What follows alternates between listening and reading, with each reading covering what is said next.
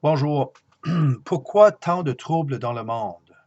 Pourquoi tant de chaos dans le monde que les gens ne puissent avoir la paix? On voit tout ce qu'on voit, c'est des visages. On voit des visages, on voit des gens qui nous donnent des informations.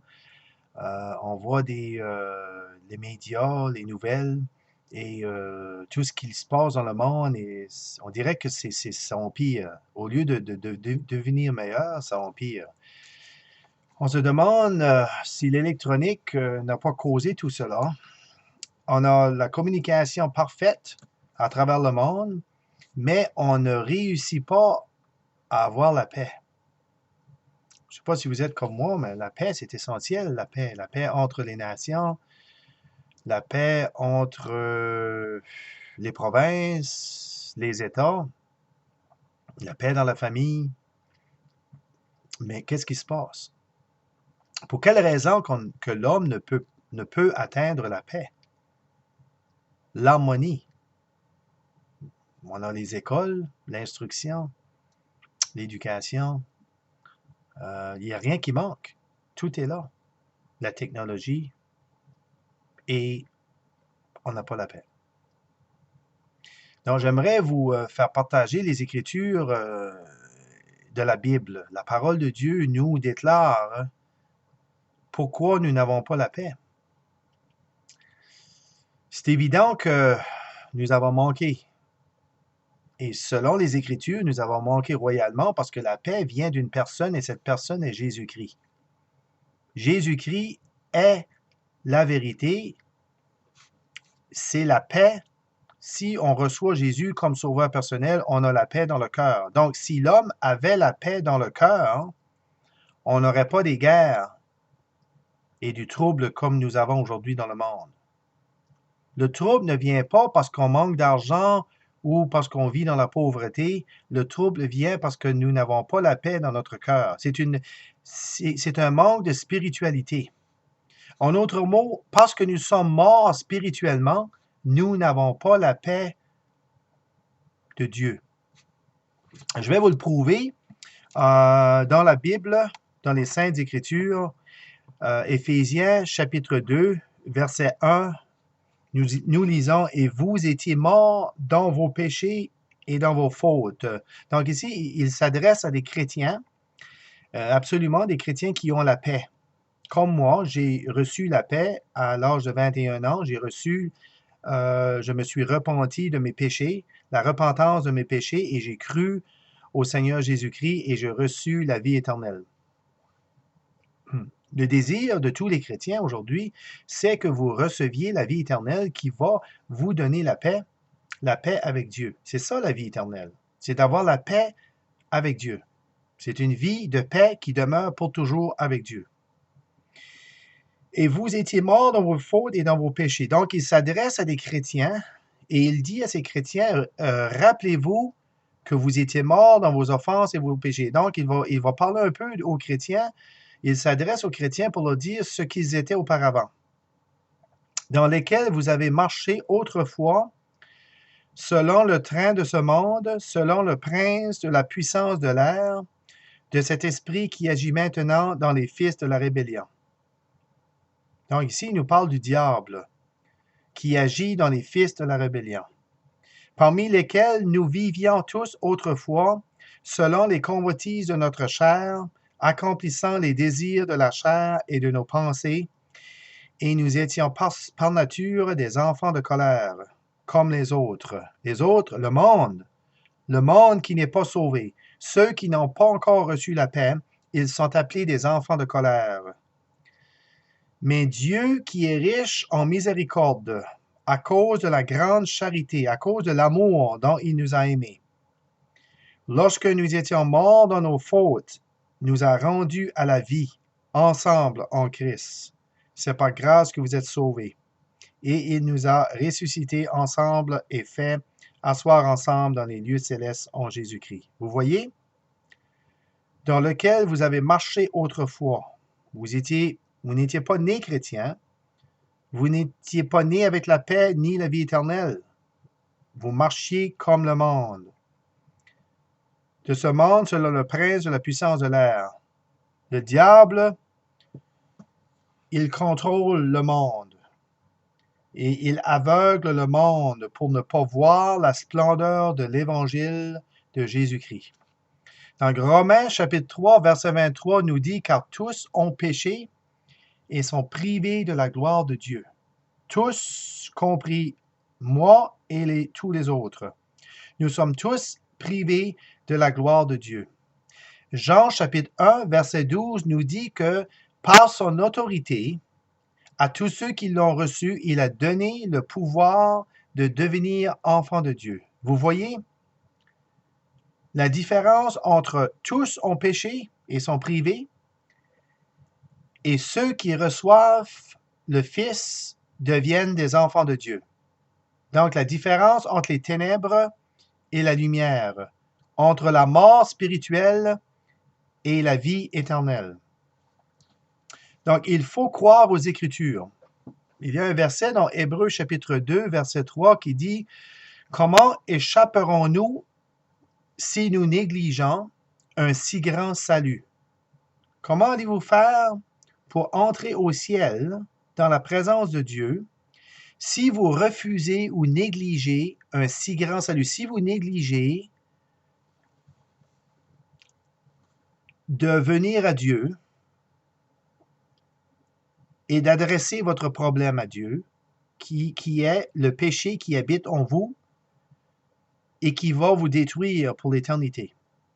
Le bien-être, votre bien-être sera détruit pour l'éternité. Vous allez toujours demeurer, vous allez toujours exister, mais votre bien-être va être ruiné dans l'éternité, dans les temps de feu. Et ça, nous lisons ça dans les Écritures. Maintenant, je vous encourage à lire Éphésiens chapitre 2, versets 1, 2, 3, 4. Lisez Romains chapitre 3, verset 23. Regardez de plus près à Hébreux chapitre 2, verset 3. Comment échapperez-vous si vous négligez un si grand salut? Moi, je dois vous dire que je n'ai pas voulu négliger ce si grand salut. Il est grand parce que ça vient du Fils de Dieu.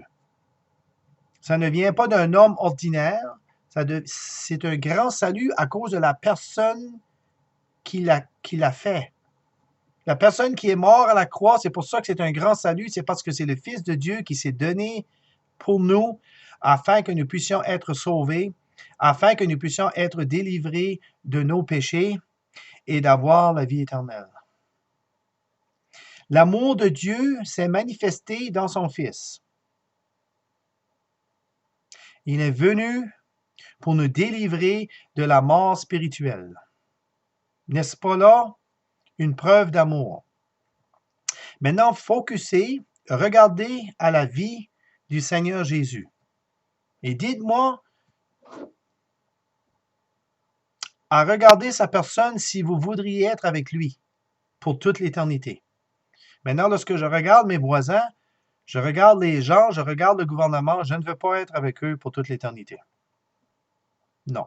Je ne veux pas être dans ce monde de ténèbres pour toute l'éternité. Je ne veux pas être dans l'enfer avec des gens comme ça. Je ne veux pas être dans cette place à la même place que eux. Je ne veux pas. J'ai fait un choix. Et le choix, c'était de la repentance, de me détourner de moi, de moi-même et d'avouer à Dieu qu'il avait raison. Ma plus grande révélation, j'avais 21 ans, et ma plus grande révélation, c'est d'avouer à Dieu qu'il avait raison. Et de découvrir que j'étais un pécheur et que le péché est une chose très grave devant Dieu. Le mensonge, le meurtre, la désobéissance, l'adultère, la fornication, l'homosexualité et tous ces péchés, de nombreux péchés que je ne pourrais même mentionner aujourd'hui parce qu'il y en a tellement de différentes sortes de péchés, l'égoïsme, l'entêtement et tous ces péchés m'aveuglaient de voir que Dieu m'appelait et voulait me sauver et voulait me délivrer de ces chaînes qui sont ces péchés qui nous enveloppent si facilement.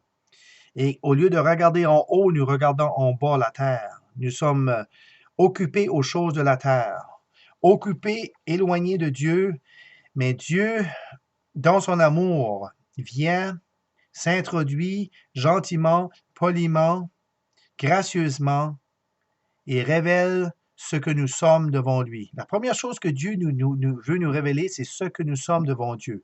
Nous sommes des pécheurs et le péché est grave devant Dieu. Donc, si vous ne croyez pas que vos péchés sont graves devant Dieu, regardez ce que Dieu a fait avec son Fils. Oui, regardez ce que Dieu a fait avec Jésus lorsqu'il est venu sur la terre. Si les péchés n'étaient pas graves et que Dieu pouvait nous prendre dans le ciel, pourquoi Jésus devait mourir? Pourquoi Jésus devait recevoir la colère de Dieu sur lui? Posez-vous cette question. Pourquoi Dieu possède une colère? Et cette colère devait être effacée, diminuée au complet. Cette colère devait être déversée sur quelque chose, sur quelqu'un. Et cette colère était supposée d'être déversée sur nous. Nous devrions avoir cette colère de Dieu. Et Dieu, dans sa colère, ne pouvait nous délivrer parce que sa justice devrait être payée. La justice de Dieu, c'est que le péché doit être condamné. Le péché doit payer. La personne doit payer le prix du péché. Et le prix du péché, c'est la mort spirituelle.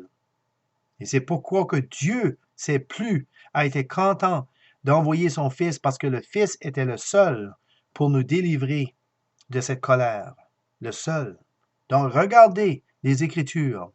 Constatez que nos péchés sont tellement graves qu'il a fallu que le Fils de Dieu venu du ciel descendit sur la terre pour venir se mettre sur une croix rude pour souffrir à cause de nos péchés.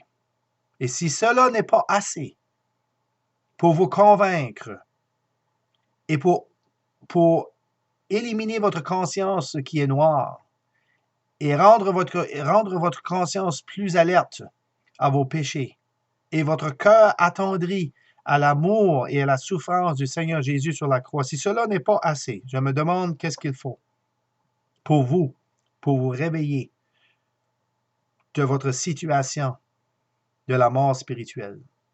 Mes chers amis, aujourd'hui, c'est le jour du salut. Aujourd'hui, c'est le temps favorable pour que vous soyez sauvés. N'attendez pas à demain. Ne repoussez pas, ne négligez pas le grand salut de Dieu, mais prenez-le aujourd'hui afin que vous puissiez sauver et vous réjouir avec moi pour toute l'éternité. À ce moment-là, j'aimerais être avec vous si vous êtes sauvés.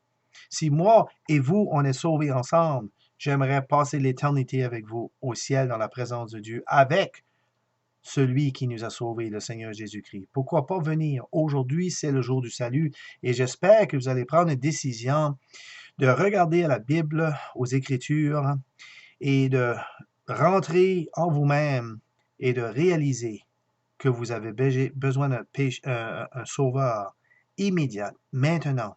Et faites-le le plus tôt possible. C'est très, très important et ça devrait être la priorité dans votre vie d'être sauvé, d'avoir vos péchés pardonnés. Que Dieu bénisse sa parole.